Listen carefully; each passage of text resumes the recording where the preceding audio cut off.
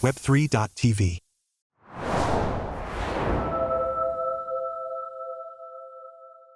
Hello and welcome to Web3 Talks. I'm Lisa Amigard, and today we're joined by Lilly Douse, a speaker, MC, and one of the most recognizable faces in the world of crypto. So Lilly, thank you so much for joining me today. Thank you so much for having me. This is an awesome studio. And you've been at so many different crypto events around the world, and you just got back from Bitcoin 2025. So first of all, how was it?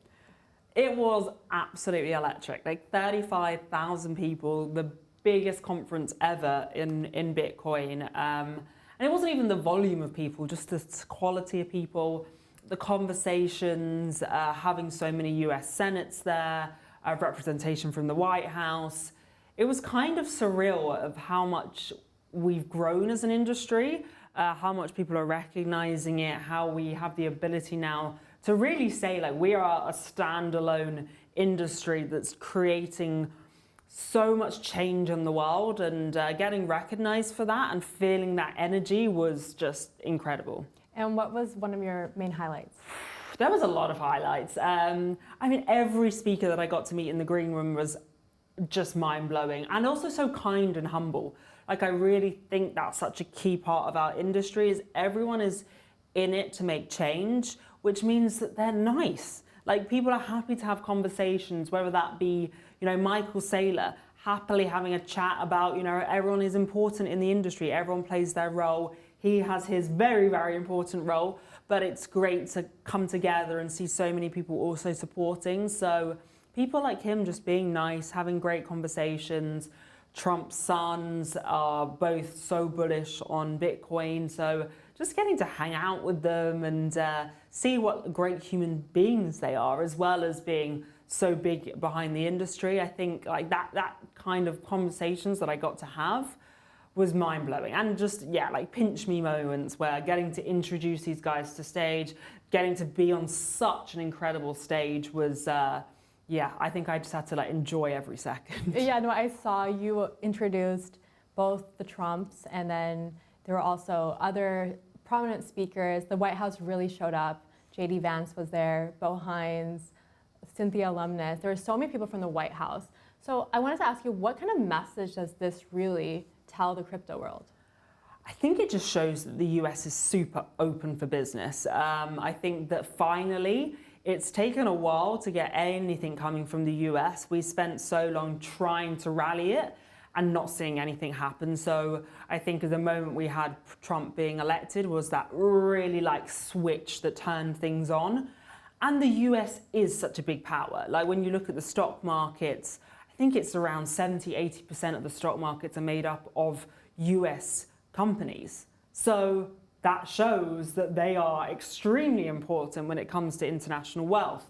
So I think, yeah, from the US being behind Bitcoin, being willing to host conferences, have these conversations. I mean, most of our speakers were American, yeah, as you say, having the Senate, and they were all kind of delivering the same message of being extremely bullish, backing a strategic Bitcoin reserve, yeah, saying we are open for business. I think they realize how much revenue that crypto Bitcoin brings to the US as well and how important it is.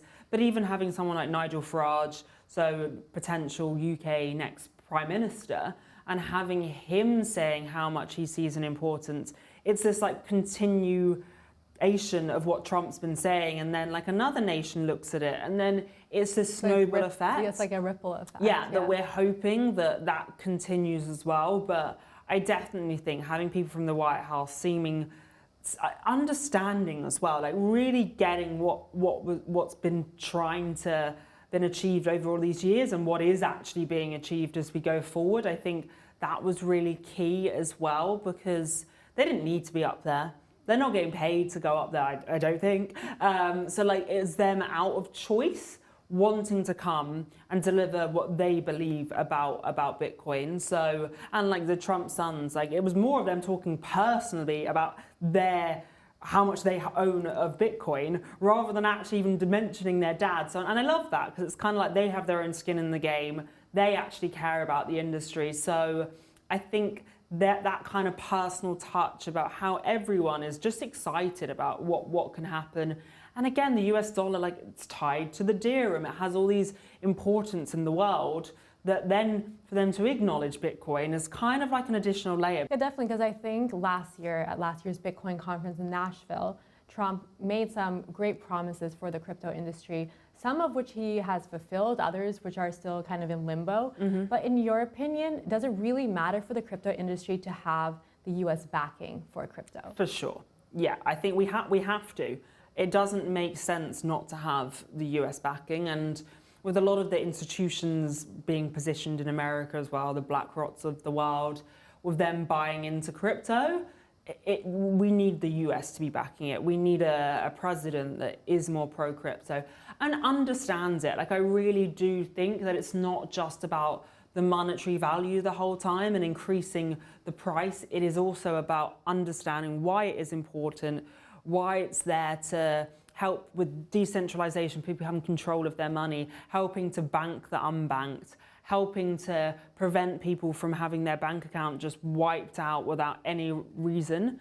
And the more we're seeing with uncertainty throughout the world, the more important that becomes. Like, you need to, no matter what, have something that's secure and that's yours and that isn't in a bank account. And I think having that acknowledgement coming out of the US is so important, and even discussing like how it could be a tool to get the US out of the crazy debt that they're in.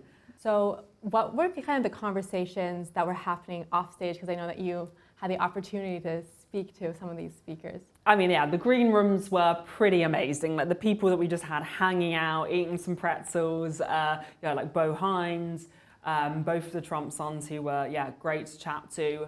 I think they all realize that it's a group position. So we have Bitcoin being kind of like our leader, our pioneer of the industry, but stable coins are also very important for certain transactions.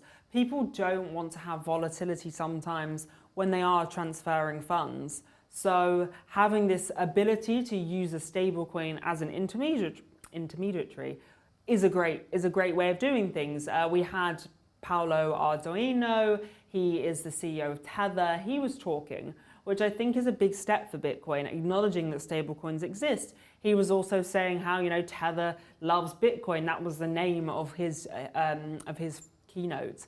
So I think things like that, where we're not just pushing away for everything else in the industry, we're embracing it and realizing that just because someone might do a transfer in USDT doesn't mean then the liquidity doesn't flow back to Bitcoin. So it's a really important part. It does help with certain international payments. There's a position for everything, I believe. I mean, we don't just need Bitcoin. We need it the most, I would say, as a store of value, but that doesn't mean that there's not other payment options out there, which arguably are a pretty good structure, because any type of volatility sometimes when it comes to cross-border, it's not always the best way to go. So I think especially even in terms of, people accepting salaries, Bitcoin, so say I wait 30 days to receive my Bitcoin payment, which, disclosure, that's how long it takes, then I don't know what my price is going to be at in 30 days. In my head, I'm already thinking now, like, please, let's take a little bit of a nosedive. That kind of volatility, it's kind of fun in a certain way if you're like me, and you're like, oh, where are you going to be in 30 days? But that's not for everyone. Like, when you have bills to pay, you have mortgage, whatever it is, it's a little bit harder when you have volatility to be like, oh God, I just took a hit and I need someone to take some of that out or whatever. It sometimes makes sense. And I think we are becoming better at that as an industry, rather than being such a maxi mindset. And don't get me wrong, like, it's by far my biggest holding will always be in Bitcoin, but we have to appreciate what other things are doing in the industry.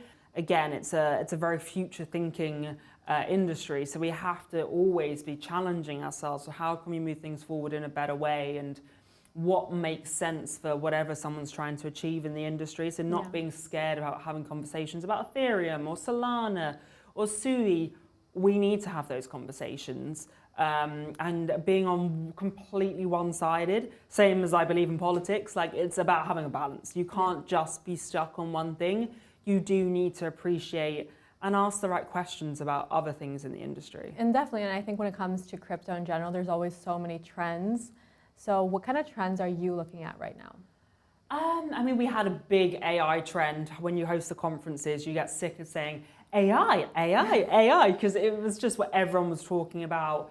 Tokenization of AI projects. But I'm a big believer in how much that has changed in the world. And I do think we need to acknowledge that AI tokens are fantastic, but also it is just a way of kind of like crowdfunding for these companies. So when you're not getting the returns that you're expecting to get, is it more of a long game? Is it because that company that you're backing isn't actually a great AI company? They're not actually developing anything in AI.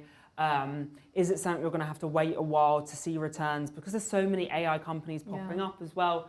Who do you invest in ultimately? And there's just an AI bubble in general. Yeah, and so you don't even know if you're overpaying. Yeah, right? exactly. You really don't know. So I think being aware of that, understanding if you are overpaying for anything in the industry. I think it's so hard to know what's the new big thing in our industry. It changes. It's like every year I'm ending up talking about something again. And I mean, 4 years ago, like NFTs, 3 or 4 years ago, it was NFTs. The whole time I was like, I don't get it. Now there's a lot about tokenization. Tokenization, which again, not a big fan of. I hear so much, but it's like, why do you need a token? If you don't need a token and you can't give me literally 5 reasons why your token makes sense in your ecosystem, you don't need a token. Yeah, you don't need it. You're a project. Yeah. You can, even if you use the reason I need the token in order to crowdfund, I'd respect that more than just being it makes sense in the ecosystem. It doesn't. You don't need it. Real world asset tokenization, another big one. I don't think we've seen that many great projects come out of it that actually are working yet. And I say yet because I still think there is potential.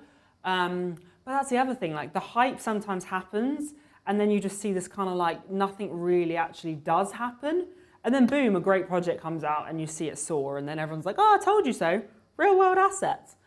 But yeah, it's kind of keep your fingers in lots of different realms, keep listening to what's happening, but only back stuff that makes sense to you. If you're thinking about real estate, does tokenization of real estate actually make sense? Understand even legalities behind it as well. Is it even possible to do that? And also, what are you buying and what are you legally owning?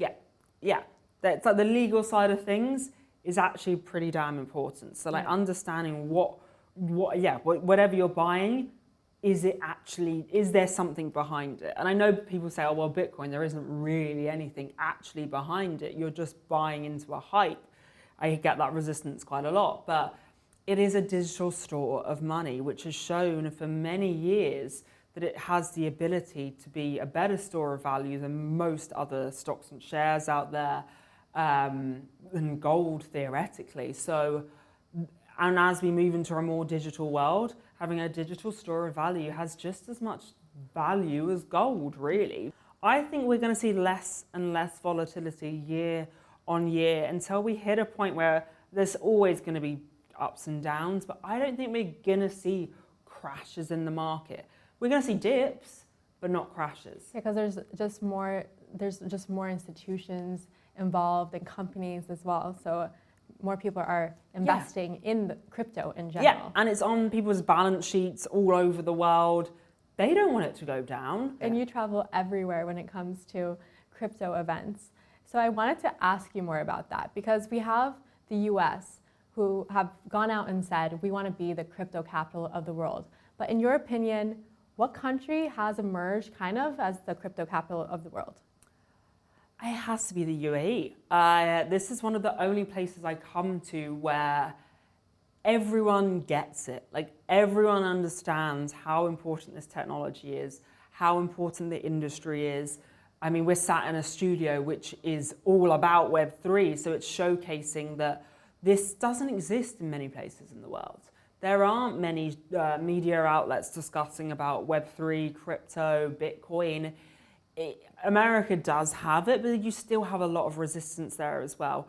It has the potential to be a massive crypto, Bitcoin, incredible nation, but they're still not there yet. And regulation here is just amazing. Like VARA, like round of applause. Like it's incredible how they've regulated in such a way that they allowed things to happen. And I really respect that because they allowed it, but the moment that it's drawn back. And that's the way to do it. You have to allow people to innovate and then resist a little bit, but work with them along that journey. But which conference has been the highlight of your career so far? Yeah, it has to be the Bitcoin conference in Vegas. Like that was such a surreal moment for me. Like being around so many incredible people, like President's sons, the potential Prime Minister of the UK, someone like Michael Saylor. It's just the net worth in that room and the things that then people have achieved is mind-blowing. And getting just to sit down, have a coffee with them, have a chat. I never imagined being in an industry which would give me that exposure. And just support me. Like people were so nice. The amount of messages I got, which like, it's hard to even express that, like getting a message pop up on your phone, like you did such a good job. I really enjoyed listening to you all day. That kind of stuff is so important because I'm exhausted by the end of the day. On top of jet lag, being in a dark room, bringing that type of energy all day for 3 days, like getting them types of messages, it's so special because it's like, oh, people actually enjoy listening to me. They care what I have to say. And that also as an industry, like it's so special that people even reach out. Yeah, definitely. And I'm excited to follow you and your journey. And I wanted to say just thank you so much for coming in today, and it's been a pleasure speaking with you. It's been a pleasure as well. I mean, you guys have absolutely nailed it with this space. I'm so excited to come back and do some more conversations, lots more events happening. So excited. And that's all we had for you today. My name is Lisa Amnegard, and you're watching Web3 Talks.